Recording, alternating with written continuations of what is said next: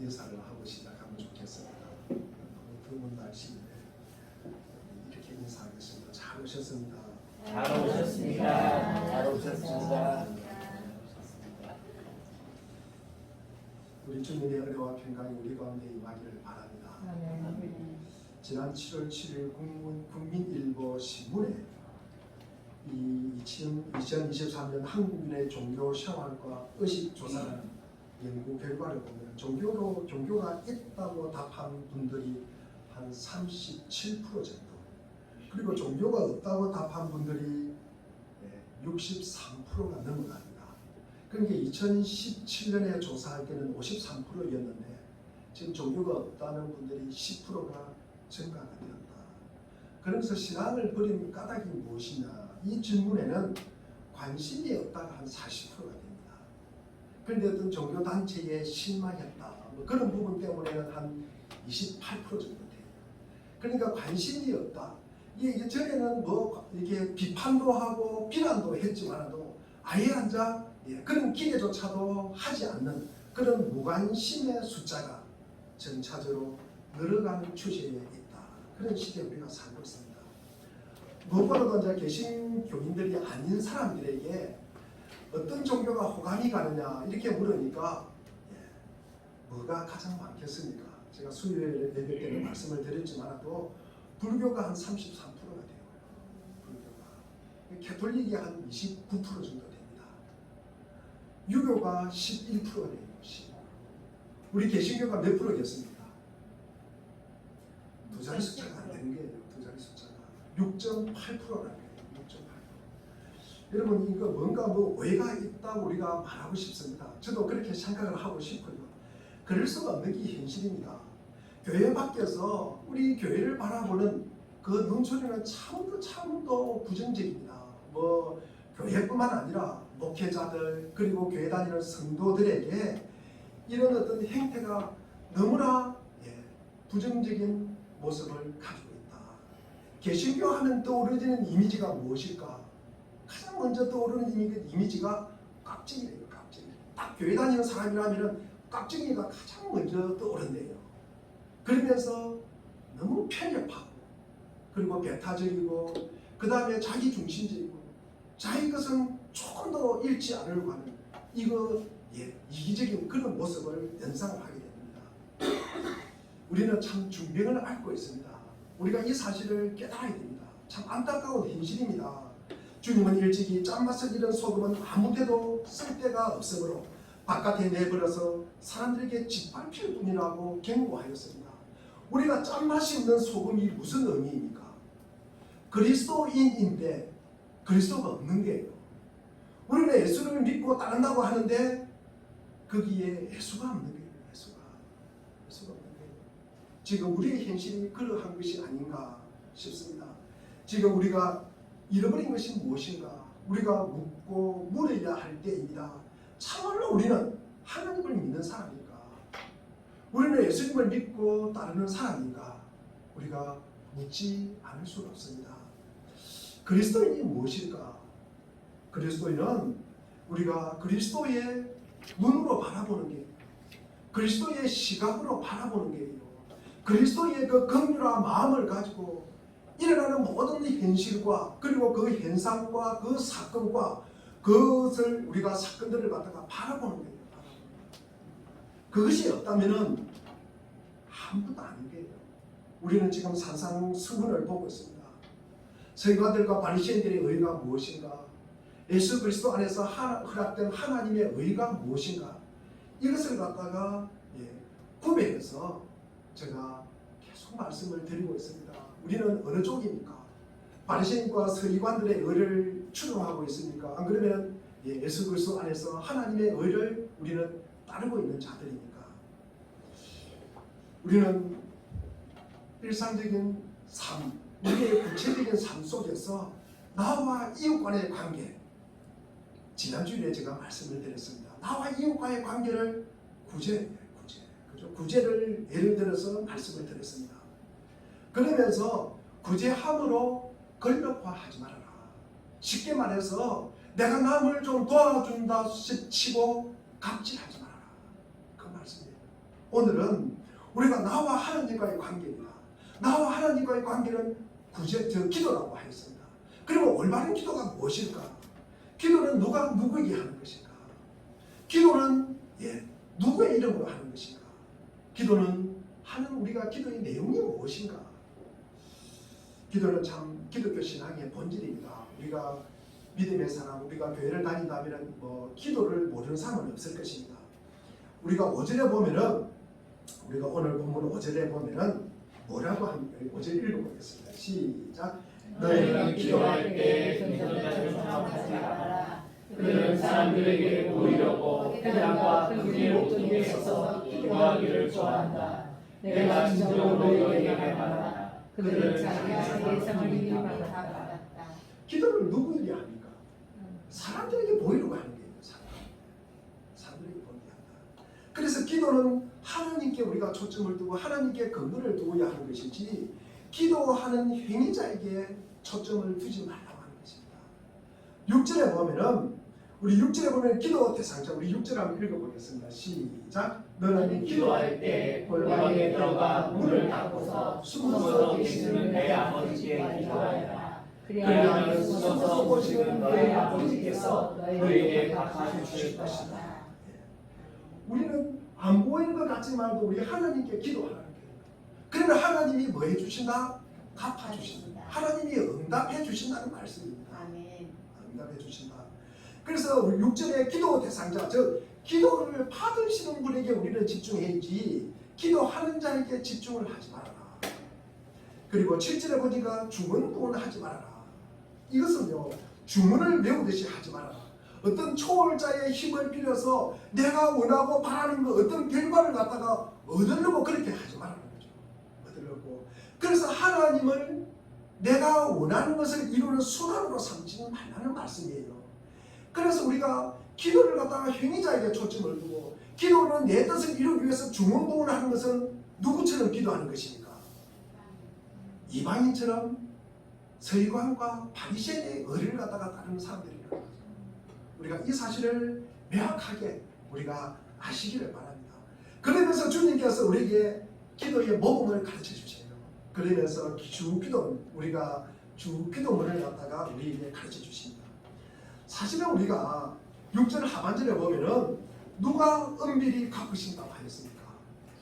그러니까 기도가 응답이 되고 안 되고 열쇠는 누구에게 있는 것입니까? 하나님께 있는 거예요. 하나님께. 그런데 우리는 기도하면서 그것을 가끔씩 까먹고 기도하고 잊어버리고 기도하고 그럴 때가 있다는 말씀이에요. 우리는 하나님께 기도하고 그 기도의 응답은 하나님이 주시고 안 주시고 한다는 것입니다. 우선 하나님의 이름으로 하나님의 거룩하신 뜻, 하나님의 영광과 그 권세 등과 그 하나님께 의존하는 인간이 등장을 하게 되는 것입니다. 인간은 하나님께 모든 것을 얻어야 존재하는 사람이에요. 하나님께 의지해야 하는 것입니다. 그래서 우리 주기도문에 보면은 일용할 양식을 갖다가 구하는 거예요. 일용할 양식을 구하고 또 뭐를 구합니까?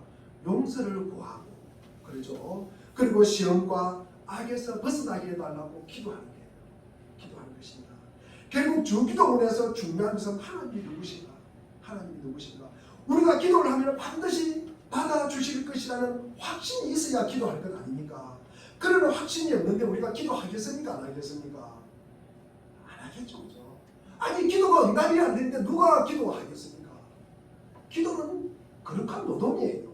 기도는 땀 흘리면서 하는 것입니다. 놀면서 하는 거 아니잖아요. 기도는 집중해서 하는 거예요. 기도는 집중해서 하는 것입니다. 하나님을 바라보면서 하나님의 마음으로 예수의 마음으로 우리가 기도하는 거예요. 기도하는 거예요.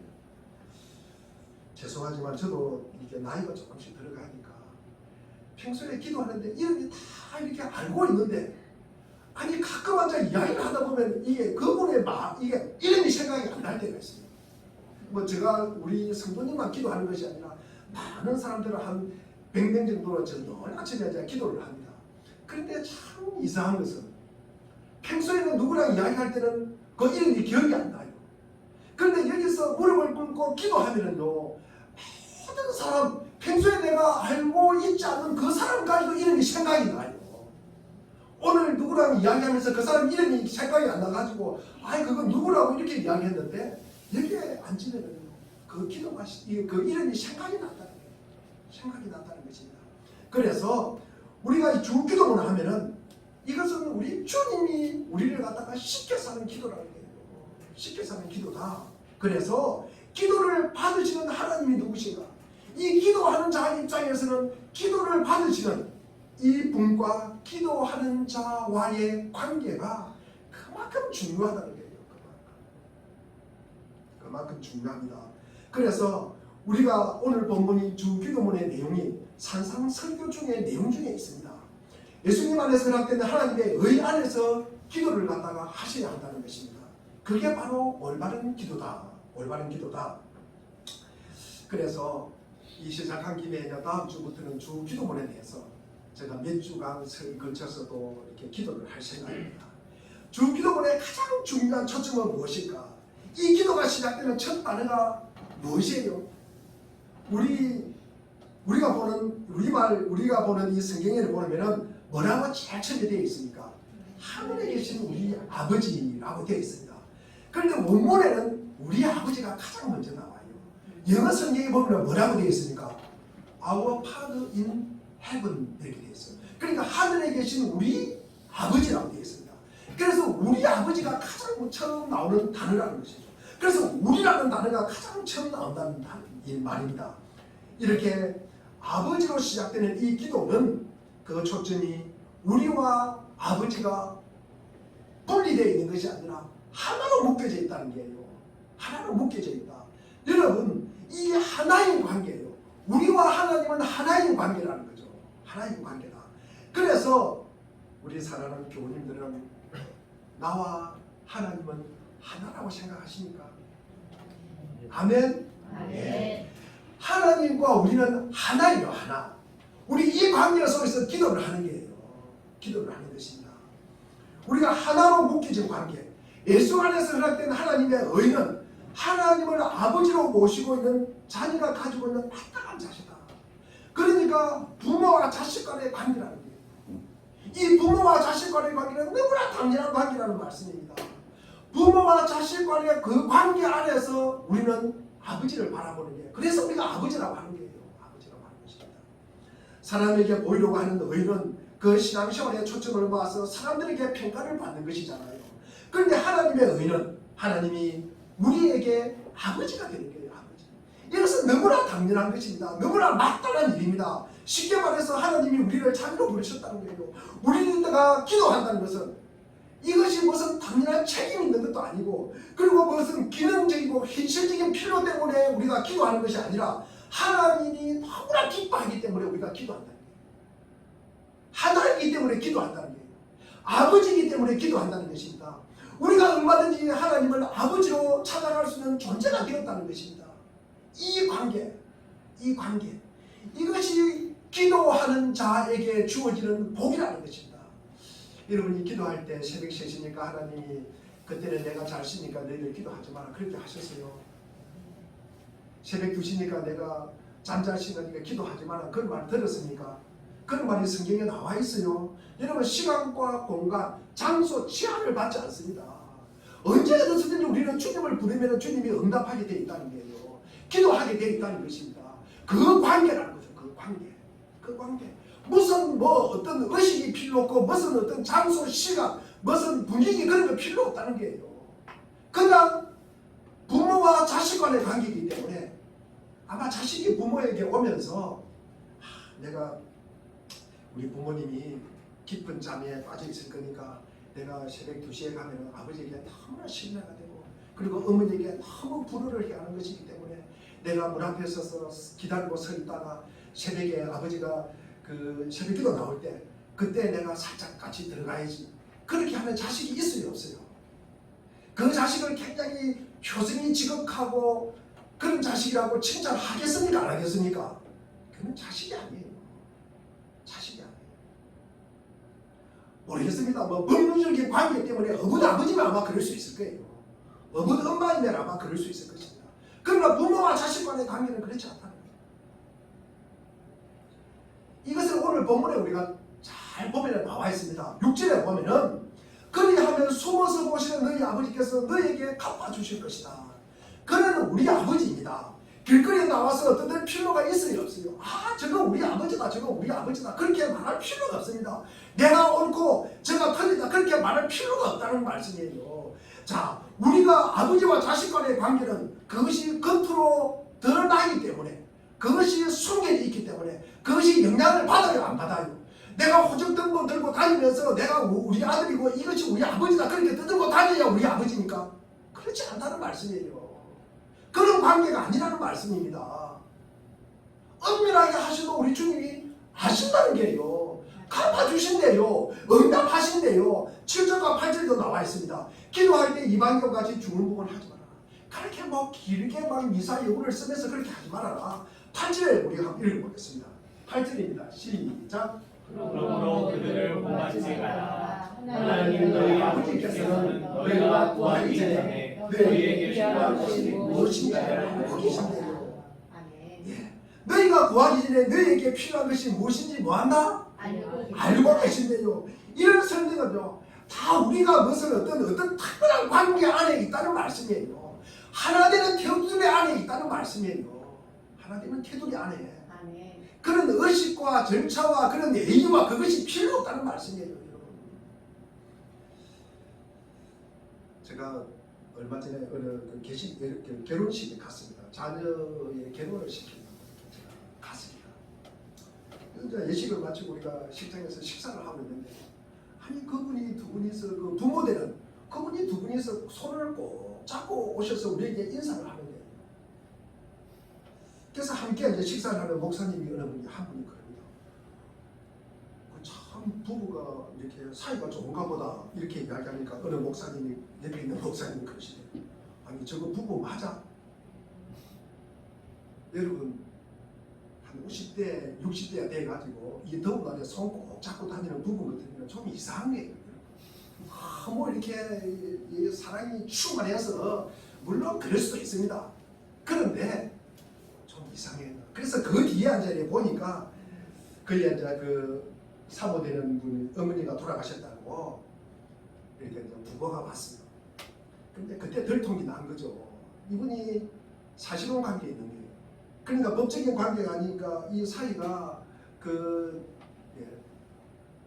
장모님 돌아가신 뭡니까 장례식장에 오지를 못하는 거예요. 거기에서 인사를 못 받는 거예요. 인사를 못 받는 그런 관계에 있었다. 여러분 우리가 하나님과 아버지의 관계는 제가 왜 이 말씀을 드리냐 그러면 여러분 손잡고 다니는 그런 말씀이 아니고 여러분 너무 의식적으로 남에게 보이려고 그렇게 안 한다는 말씀이에요. 그렇게 하지 않는다. 부모와 자식 간의 관계는 그것은 여러분 뗄래야 뗄 수 없는 그런 관계라는 그런 말씀입니다. 우리라는 말은 하나님 곧 우주를 창조하시고 행성들은 자기 진로에 따라 움직이게 만드신 분입니다. 하늘과 땅을 다스리는 위대한 하나님이 놀랍게도 우리 하나님이 되시기로 뜻하셨음을 우리가 인정하는 말이 우리라는 말이에요. 우리라는 것입니다.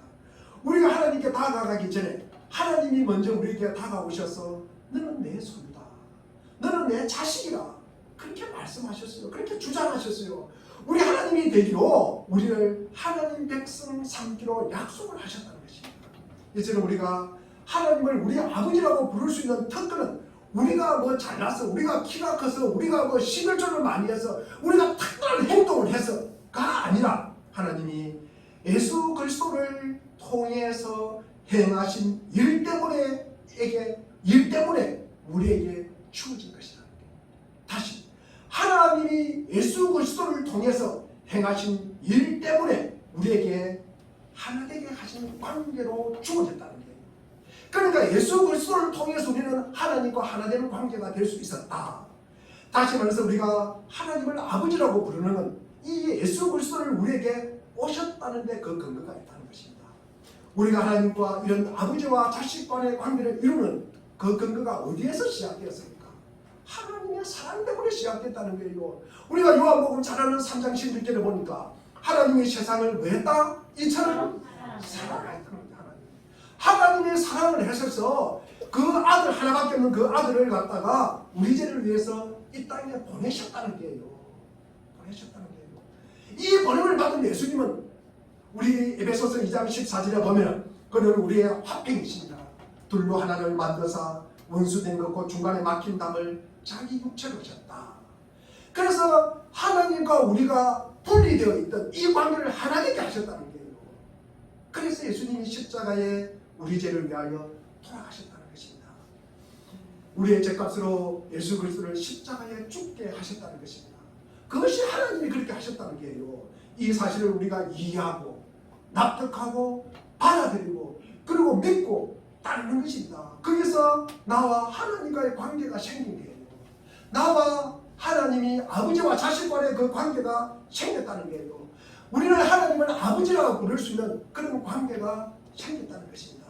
즉 예수 그리스도로 말미암아서 우리에게 구원이 주어진다는 거예요. 구원이 주어진다는 것입니다.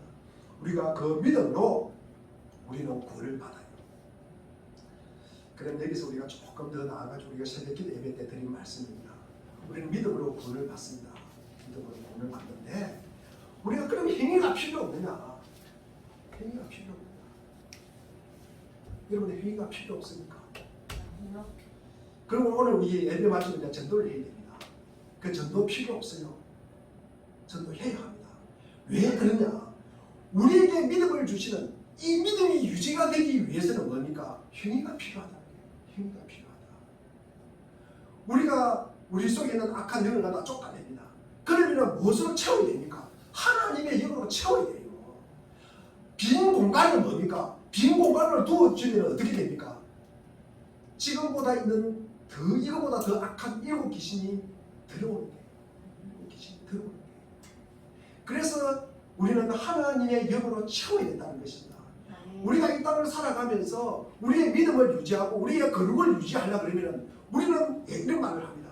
최선의 방어는 최선의 공격이다. 여러분 방어는 뭡니까? 우리는 공격을 하는 거예요. 우리는 하나님의 영을 붙잡고 우리는 살아가야 되는 것입니다. 그래야만이 우리가 사탄 마귀에게 잡히지 않고 살아갈 수 있다는 말씀입니다. 그래서 우리가 기도에서도 하나님을 어떻게 우리가 이해하고 받아들이는 것은 굉장히 중요합니다. 여러분. 우리의 삶 속에서 나와 하나님은 어떤 관계에 있을까? 나와 하나님은 우리가 이것이 부정되면 아무것도 아니잖아요. 여러분. 교회 가끔 보면은 젊은이들이 보면은 친구들 만나러 교회 다닙니다. 여러분 그것은 교회를 갖다가 10년 20년 다녀도 여러분 아무 필요가 없어요. 필요.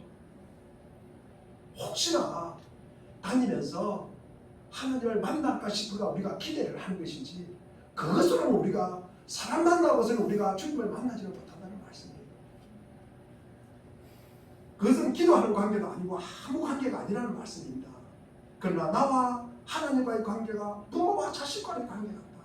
그래야 우리가 이것을 믿고 우리가 신뢰하고 따르는 관계가 생기는 거예요. 그래서 우리는 하나님의 자녀, 하나님의 아들이라고 합니다. 그런데 여러분 우리가 이 땅에 살아가면서 그리고 뭐 30년, 50년, 70년 교회 다니면서 하나님의 손주라는 말 들어봤습니까?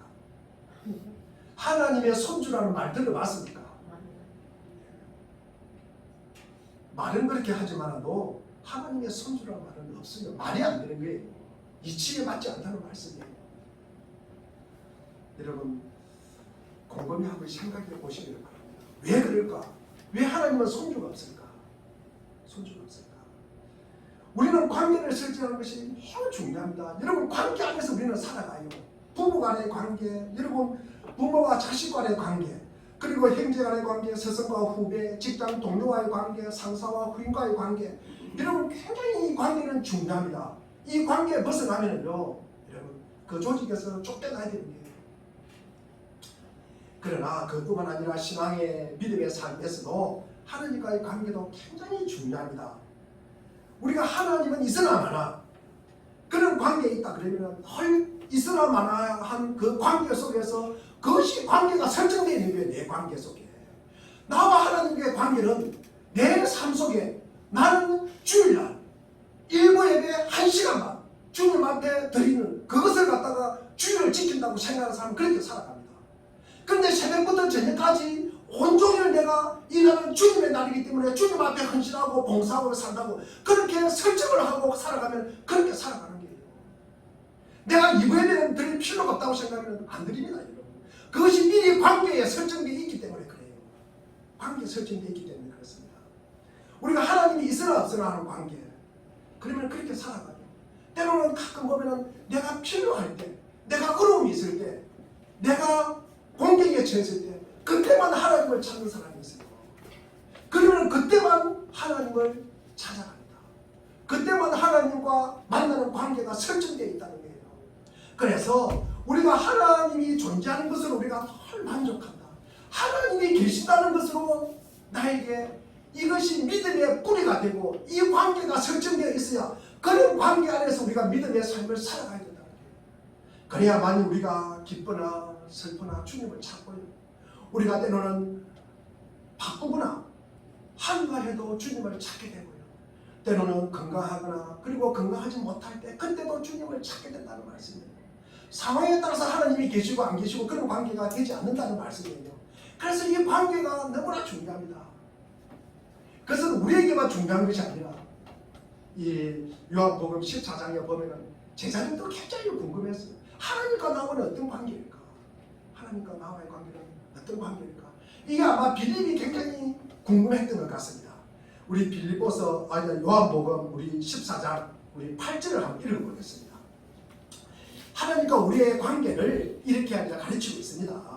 그것이 굉장히 궁금한 빌립이 묻습니다. 우리 8절을 한번 보겠습니다. 시작. 빌립이 주께 말하였다. 주님 우리에게 아버지를 보여주십시오. 그러면 되겠습니다. 9절에 보니까 예수님께서 대답합니다. 빌립아, 내가 이렇게 오랫동안 너희와 함께 지냈는데도 너는 나를 알지 못하느냐?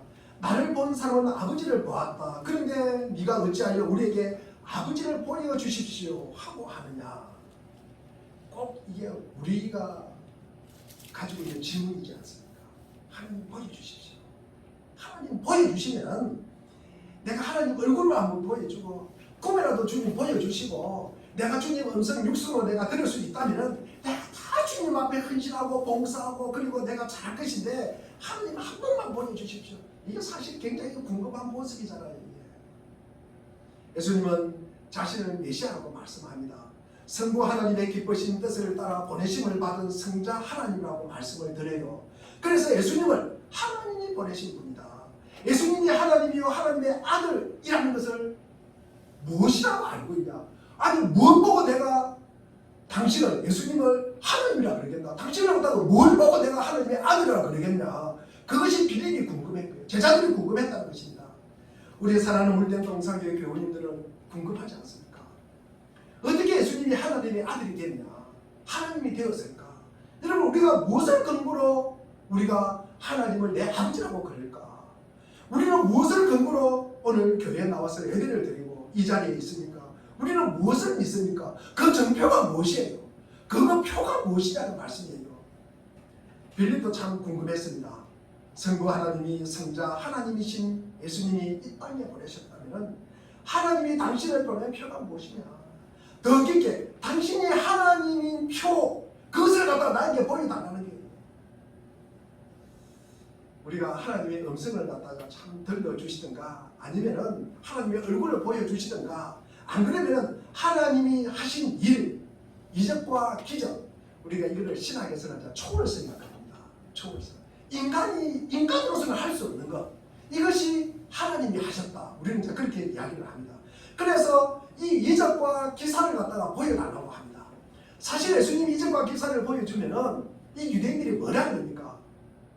귀신의 왕 바알세불의 힘을 입어서 네가 이적과 기사를 일으킨 거 아니냐 이렇게 비꼬잖아요. 그러면서 계속 보여주라고 이야기 보여달라고 핑계를 댑니다. 아마 하나님의 얼굴을 보여주든지 하나님의 음성을 육성을 한번 보여줬다면 그 들은 사람은 얼마나 교만할까. 내가 하나님 봤다고 그리고 내가 하나님 음성 들었다고 얼마나 여러분 그러다 보면 또 진짜에는 가짜가 알잖아요. 얼마나 또 거짓말하면서 봤다 들었다 그러면서 지금도 그런 사람 있잖아요. 내가 봤다 들었다 그러면서 이렇게 다니는 사람들 있잖아요. 떠벌리고. 여러분 우리 우리 이렇게 구약에서 하나님을 잘 믿는 사람이 있습니다. 늘 하나님을 자기 앞에 모시고 다녔다고 하는 사람이 있어요. 이것을 우리 다윗에 보면 성경이 그렇게 기록되어 있습니다. 이 다윗도 하나님의 음성을 직접 듣습니까? 간접적으로 듣습니까? 누구를 통해서 듣습니까? 나단 선지자를 통해서 듣잖아요. 다윗이 내가 성전 건축을 하겠다. 하나님이 하지 말라 겁니다. 그 말을 누구를 통해서 합니까? 나단 선지자를 통해서 해요. 나단 선지자를 통해서 하십니다. 우리가 하나님께서 보내신 표를 보여달라니까 하나님이 예수님이 뭐라고 합니까? 나를 본 자는 하나님을 봤다. 나를 본 사람은 하나님을 봤다. 하나님께서 예수님을 보내신 의도가 무엇입니까? 하나님이 누구신가? 하나님이 누구신가? 여러분, 하나님은 어떤 분인가? 그것 알려주려고 예수님을 이 땅에 보내신 거예요. 나를 보면 하나님을 보시다. 나를 보면 하나님을 보시다. 하나님의 속성이에요. 하나님의 성품이에요. 하나님의 존재를 갖다가 말씀하시는 것입니다. 예수님을 보면 하나님을 보는 것입니다. 하나님을 보는 것이다. 우리는 이적과 기적을 굉장히 보고 싶어하고 강조합니다. 그래서 그렇게 기도도 합니다. 우리가 보이는 것으로 당장 하나님을 써먹으려고 하기 때문에 그렇습니다. 하나님의 의도 그리고 하나님의 뜻, 하나님에게 관심을 가지는 것보다 현실이 더 급한 거예요. 우리는 내 소원 그리고 내 필요를 갖다가 이루기 위해서 하나님을 부르는 경우가 너무나 많답니다. 그래서 허락된 수단과 능력으로서 그렇게 더 필요한 거예요. 하나님을 수단으로 우리는 모시는 경우가 너무나 많다는 겁니다. 하나님이 누구신가? 우리는 1차적으로 거기에 별로 관심이 없어요. 우선 하나님이 내 그냥 원하는 거 이루어지는 거, 열매 맺는 거, 이것만 우선적으로 우리는 더 바라게 되는 것입니다. 그거 보면서 우리는 하나님이 계시다 안 계시다 막 그렇게 이야기를 하는 거예요. 예수님은 계속 나를 본 자는 하나님을 보았다고 계속 말씀을 합니다. 우리 10절 한번 읽어보겠습니다. 10절입니다. 10절 시작. 내가 아버지 안에 있고 아버지께서 나 안에 계시다는 것을 내가 믿지 않나. 내가 너희에게 하는 말은 내 마음대로 할 것이다. 아버지께서 내 안에 계시면서 자기를 것이다. 예수 안에서 예수를 통해서 하나님의 일을 지금 하고 계시는 게 하나님의 일을 하고 계시는 게 우리 인간 사람을 통해서 그 안에 하나님이 계시면 그를 통해서 하나님 일을 하는 것입니다. 하나님이 직접 오셔가지고 뭐 두루마기 있고 어떻게 수염이 만큼 길어가지고 하나님 오셔가 하는 게 아니고 이 땅에 보내시는 예수를 그리스도를 통해서 이 땅에 보내시는 하나님을 믿는 사람들을 통해서 하나님의 일을 하신다는 것입니다. 우리 11절 한번 읽어보겠습니다. 시작. 내가 아버지 안에 있고 아버지께서 내 안에 계시다는 것을 믿으라. 믿지 못하겠거든 내가 하는 그 일을 보아서라도 믿으라. 예수님이 오셔서 하신 일이 무엇입니까? 그 당시에 아마 제자들이나 유대인들이 예수님이 오시면은 이런 기대를 했습니다. 그 당시에 정치적 상황이 로마의 식민지에 있었기 때문에 로마로부터 정치적으로 독립하고 그리고 경제적으로 부흥하고 그리고 군사적으로 북북 강변을 이루는 것 이것을 기대했습니다. 그러나 예수님이 그 땅에 오셔서 이적과 기사를 행했지만 그것을 정치적으로 사용했습니까? 안 했습니까? 그러지 않았다는 거죠. 그러지 않았다는 것입니다. 다시 말해서 권력으로 절대로 사용하지 않았다는 말씀입니다. 그러나 예수님은 그 땅에 오셔서 한 모든 일이 어떻게 한 인간에게 집중했다는 거예요. 그 한 인간의 존재, 그것을 소중히 여기고 그 인간의 현실, 그것을 갖다가 눈여겨보시고 그 인간이 한 인간의 그 생애를 갖다가 처음부터 끝까지 책임지시고 그 인간의 살아가는 그 필요를 갖다가 채워주시고 개입해 주시고 간섭해 주셨다는 것입니다. 간섭해 주셨다는 것입니다. 그 모든 문제에 하나님의 신실하심을 그 한 인간을 통해서 드러내셨다는 거예요. 나타내셨다는 말씀입니다.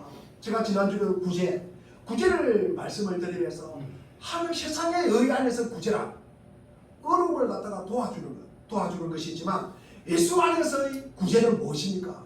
어려움에 처한 사람을 도와주는 것이다. 사람을 도와주는 것이다. 그래서 어떤 어려움과 행편과 처지에 있더라도 당신은 사랑받기 위해서 태어난 사람이다. 그것을 알려주려고 우리 예수님이 오셨다는 거예요. 그 인간의 한 인간의 그 생애, 그 인간의 한 인간의 생명, 그 인간의 한 인간의 소중함, 그것을 알려주려고 예수님이 오셨다는 것입니다. 여러분 이 사실을 꼭 기억하시기를 바랍니다. 그래서 울음 소리를 듣고 달려갔다는 말씀이잖아요. 그러면서 도와주셨다는 말씀이잖아요. 우리가 문제를 해결하는 것 굉장히 중요합니다. 여러분 우리가 살아가면서 먹고 입고 뭐 살고 하는 것 굉장히 중요합니다. 그것이 중요하지 않다는 말이 아니라 그보다도 더 중요한 것이 있다는 말씀을 제가 드리는 것입니다. 피조물의 죄로 말미암아서 생겨난 인간의 고통, 그리고 고난, 절망, 실패, 갈등과 긴장에 대해서 하나님의 관심사가 어떻게 나타나는가, 그것을 보여준다는 거예요. 하나님은 어디에 관심이 있느냐, 하나님이 개입하시고 그리고 어디에 하나님이 하셨는지를 그것을 보라는 말씀이에요. 이 하나님이 우리가 우선 확인이 되어야 됩니다. 그 하나님이 확인이 돼야 우리가 기도가 된다는 말씀이에요. 하나가 된다는 말씀입니다. 우리가 믿는 신이 힘을 가진 것, 중요합니다. 그러나 그것보다도 더 믿을만 해야 돼요. 믿을만 해야 됩니다. 우리가 믿을만 하다는 것은 그 인격에 관한 것이고 성품에 관한 것입니다. 그 하나님은 성육신 하셨다. 성육신이 무엇입니까? 그냥 그 신이 인간이 되어서 이 땅에 오셨다. 그것으로 끝납니까? 그것이 아니라 우리 인생의 모든 문제에 개입하셨다는 거예요.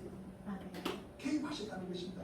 그 개입의 방법이 보이는 현실을 갖다가 해결하는 것보다 더 중요하고 깊다는 사실을 하나님이 우리 아버지가 되시기로 하셔서 그 문제까지 간섭하시는 것을 보여주시다는 거예요. 보여주셨다. 너무나 아버지로서 부모로서 당연하게 개입하시고 간섭하셨다는 말씀입니다. 우리의 영원한 생명과 영원한 진리에 관심을 가지고 계시다는 말씀이에요.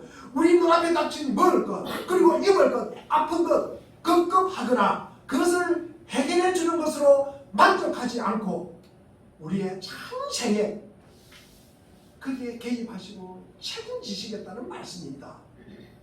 그래서 기도가 있는 거예요. 기도가 있는 것입니다. 내가 하는 일을 너희도 한다. 우리 12절 한번 읽어보겠습니다. 12절 읽겠습니다. 시작. 내가 진정으로 너희에게 말한다. 나를 믿는 사람은 내가 하는 일을 그도 할 것이고 그보다 더 큰 일도 할 것이다. 그것은 내가 아버지께로 가기 때문이다. 내가 하는 일을 너희도 할 것이다. 그보다 더 큰 일도 한대요. 성부 하나님이 죄를 지은 인류를 구원하기 위해서 예수님을 이 땅에 보내신 것입니다. 예수님께서 오셔서 죄를 위하여 죄값을 지불하시고 우리를 천국 가게 만드셨다. 그것만 하셨습니까? 그것으로 끝났습니까? 여러분? 그 외에도 하셨다는 말씀입니다. 그래서 더 큰 일을 하셨다는 것입니다. 이 땅에 인간의 삶에 참여하시고 모든 인간의 실존을 갖다가 직접 치유하셨다. 몸속 깊이 경험하셨다는 거예요. 우리의 고통과 고민에도 참여하시고 우리와 동일한 인생을 겪으셨다는 말씀입니다. 그래서 우리의 편이 되시고 우리를 이해하시고 우리를 용서하시고 우리의 마음을 아시고 우리를 이렇게 안아주시는 것입니다. 그것이 성육신의 삶이었다는 것입니다. 단순히 신이 인간에 오셨다. 그것을 넘어서 오셔서 무엇을 하셨습니까? 하나님께서 우리의 어떤 고난과 고통과 그리고 어떤 한계에도 외면하지 않겠다고 선언하시는 것이 성육신입니다. 여러분이 해결되기를 바라고 부끄러워하지 않고 절망하는 어떤 것도 하나님이 모른 척하지 않으신다. 그러나 어떤 식으로 해결하느냐는 하나님의 뜻에 맡겨야 합니다.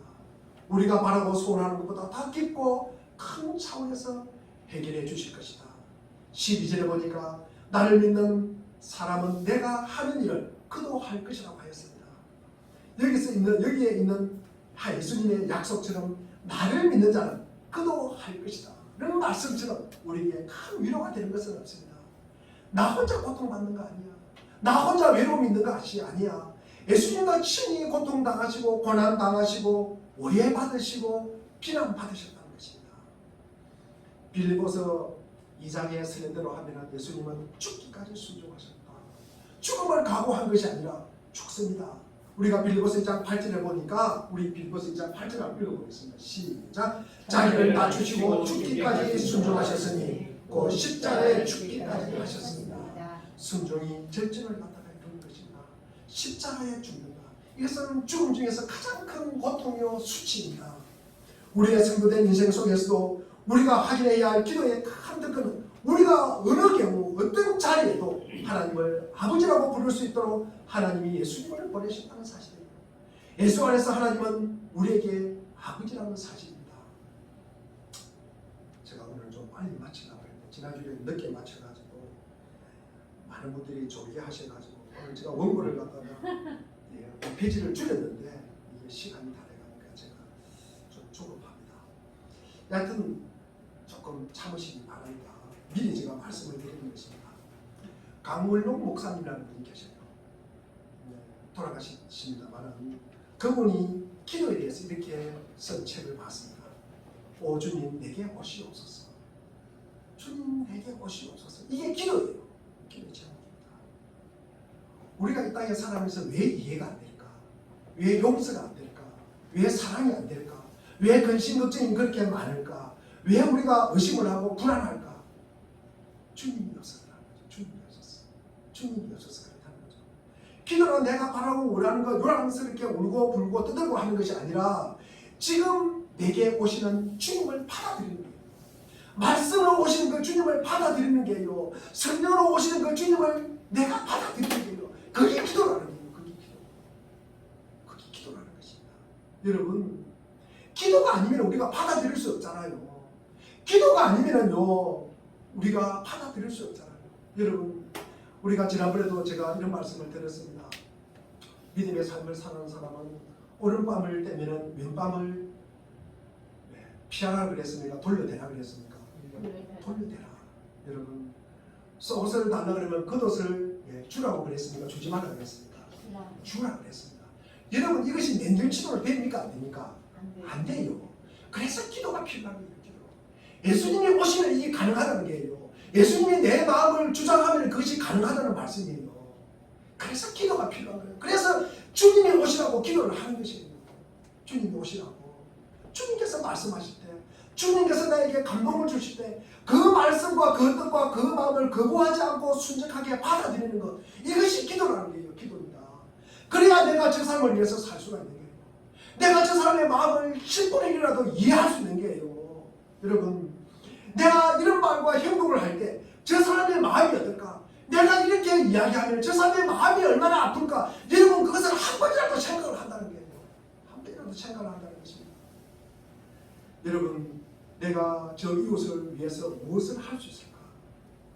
우리가 그런 생각 없이 우리가 이웃을 사랑한다. 그것은 한 말이잖아요. 제가 어제 들었던 말입니다.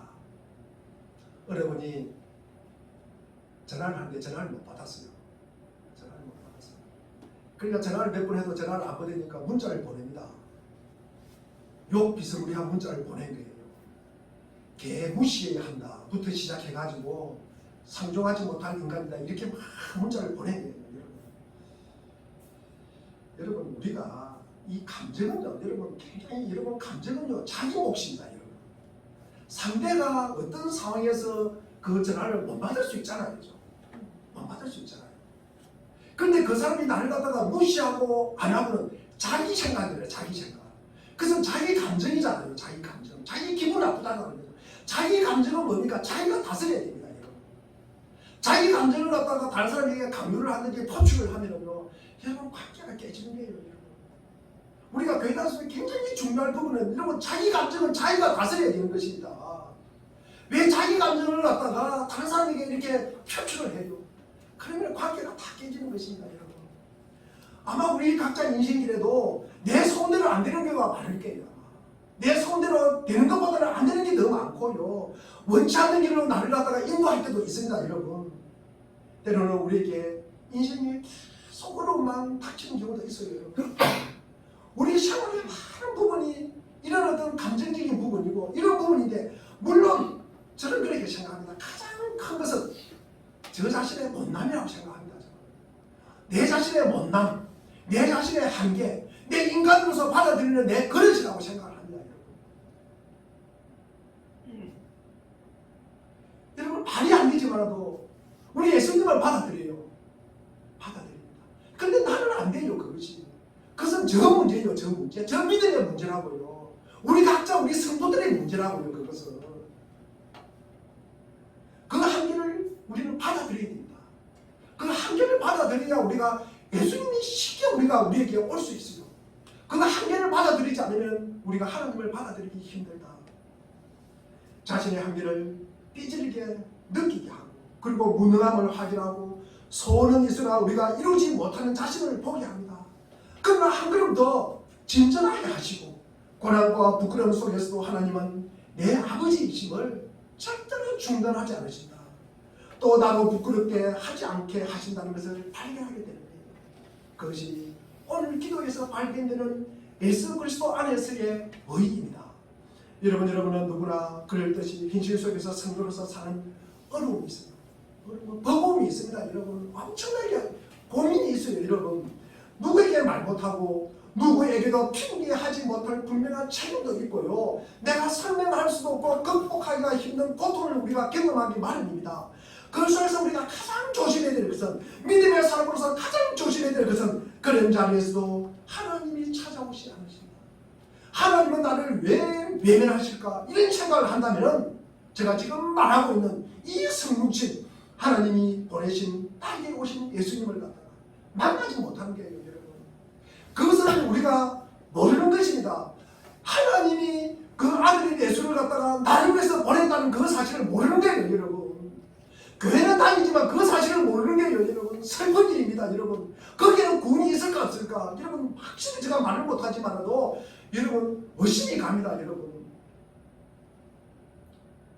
하나님이 예수님으로 말미암아 부르신 그의 자녀들 우리들입니다. 어디로 인도하실까 모르는 거예요. 나를 왜 이렇게 인도하실까? 그것을 모르는 게 성도들이 정해야 할 가장 큰 정 중에 하나는 예수로 말미암아 행동과 성기로 잘난 것보다 못나고 절망하고 외롭고 막다른 곳 못 가서도 하나님이 자기로 존재할 수 있다는 사실입니다. 우리가 그것을 더 많이 정을 할 수 있어야 합니다. 여러분 내가 어려움에 있더라도 내가 너무나 외롭게 있더라도 우리 주님이 나와 함께 계시구나. 우리 주님이 이 일 때문에 오셨구나. 이 일 때문에 십자가의 보혈을 흘리셨구나. 우리가 그것을 깨닫게 하는 거예요. 알게 하는 거예요. 우리로 하여금 고백하게 하는 거예요. 여러분 이 세상이 위협하고 도전하고 시험하는 어떤 것도 예수 그리스도 안에 있는 하나님의 사랑에서 우리를 끊을 수 없노라.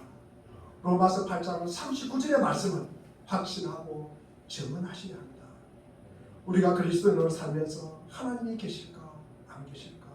내 기도하면 들어주실까 안 들어주실까? 여러분 이런 질문 누구라도 할 수 있습니다. 그러나 우리는 작품을 통하여 작가를 알 수 있듯이 우리는 하나님의 창조 세계를 통하여 창조자의 존재를 아는 거예요. 전에도 제가 한번 말씀을 드렸지만도 제가 보니까 여기 누가 와서 그림을 그려놨어요. 그림을 그려놨어요. 그런데 누가 했는지 알 수가 없어요. 근데 누군가는 모르지만도 와서 그림을 그려놓은 거 아닙니까? 근데 우리가 누가 그린지 모른다 그래가지고 없어 이렇게 이야기하면 안 된다는 말씀이에요. 그래서 우리는 하나님의 창조 세계를 통해서 이 창조자의 존재를 짐작하는 거예요. 그리고 이스라엘을 갖다가 선택하여서 그 역사 속에서 하나님이 개입하시고 그 개입하시는 흔적으로 말미암아 하나님을 알게 하신 거예요. 홍해를 건너가게 하고 광야 40년을 돌리고 이런 모습을 통해서 우리는 하나님을 알게 됩니다. 하나님의 존재를. 그리고 예수 그리스도를 통해서 오늘 본문입니다. 하나님의 존재를 결정적으로 보여주잖아요. 예수님이 그러잖아요. 나를 갖다가 보면 하나님을 갖다가 본 것이다. 하나님이 있다는 것을 갖다가 보여주는 것이잖아요. 그리고 예수님께서 아빠 아버지라고 부르셨던 그 하나님은 오늘 교회라는 믿음의 공동체를 통해서 그리고 우리 각자의 일상생활 속에서 자기의 존재를 드러내는 거예요. 하나님의 존재를 드러낸다는 말씀입니다. 그게 바로 예수님이 하나님의 아들이시고 하나님의 표라는 것입니다. 이를 받아들이고 이해하고 믿고 따르는 자들이 기도한다는 거예요. 우리 13절 한번 읽어보겠습니다. 13절 14절 읽겠습니다. 우리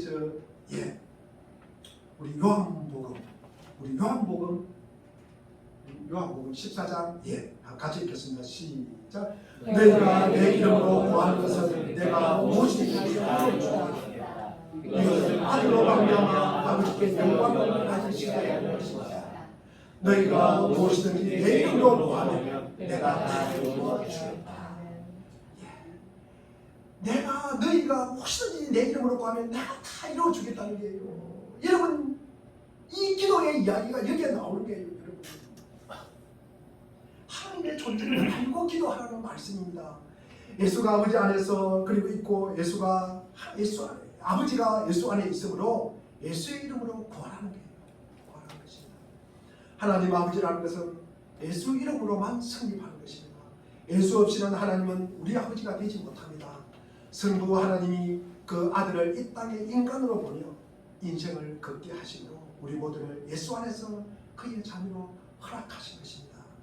그래서 우리가 하나님을 아버지라고 부를 때 예수 없이는 하나님의 자녀가 되지 못한다는 것입니다. 그리고 이 일로 하나님은 영광을 받으신다는 것입니다. 지금 우리가 고난 속에 있습니까? 여러분, 우리가 해결되지 않는 신앙의 갈등 속에서 살아가니까 그 속에서 그 문제를 짊어진다는 성경적인 근거는 성육신하신 예수 그리스도의 삶을 뒤따르고 있느냐 않느냐에 달린 것입니다. 하나님은 모든 한계와 못난 것과 그리고 부끄러움과 실패와 절망에도 찾아오시는 분입니다. 그런 처지에 있다 해서 우리를 외면하지 않으시는 분입니다. 무슨 능력과 쓸모가 있어야 찾아오시고 그분의 필요에 따라서 찾아오시는 그런 분이 아니라는 사실을 우리를 통해서, 우리의 삶을 통해서 우리는 증거하셔야 하는 것입니다. 내가 예수 믿고 이렇게 잘 되었다고 증언하기보다는 내가 이런 처지와 형편에 있지만 그래도 우리 주님이 나와 함께 하신다는 고백이 더 신실한 믿음입니다. 어린아이가 아버지를 보고 찾아옵니다. 내가 아버지께 오니까 용돈을 줘요, 과자를 줘요. 그렇게 해서 아버지에게 오실 수도 있지만 어린아이가 아버지이기 때문에 오는 거예요. 아버지이기 때문에. 그래서 어린아이가 아버지께 계속 와서 때로는 끄덕끄덕 요구하고 주는 것입니다. 하나님은요, 우리가 그렇게 하기를 바라는 거예요. 그런 모습을 아버지는 다 기뻐하신다는 말씀이에요. 아버지를 찾으니 문제가 해결되기보다는 아버지와 우리가 직접 접촉하고 어린아이가 계속 와주기를 좋아하는 것처럼 하나님은 우리가 그의 앞에 오기를 끄덕끄덕 기대하고 기다린다는 말씀입니다. 그리고 우리가 하나님의 말씀에 예민하게 반응하고 하나님께 관심을 가지는 것, 그 자체를 갖다가 기뻐하신다는 것입니다. 누가복음 18장 1절에 보니까 주님은 우리에게 기도하고 낙심하지 말라고 합니다. 왜 이런 말을 했을까? 이것은 내가 기도할 때 하나님이 나의 아버지이시오, 하나님은 나에게 복 주시기를 기뻐하시고 내가 받는 것보다, 내가 생각하는 것보다, 내가 요구하는 것보다 훨씬 더 많은 것을 주시기를 기대하고 준비하고 계신다는 사실, 그래서 항상 나의 행복에 관심이 많으시다는 분이에요. 이 사실을 우리가 기억하시고 너희가 무엇이든지 내 이름으로 구하면 내가 다 이루어주겠다는 이 약속을 믿고 그런 마음과 그런 자세와 그런 믿음으로 이 광과 같은 세상, 유혹 많은 세상을 우리가 견뎌내고 이겨내시기를 주의 이름으로 축원드립니다. 기도하겠습니다.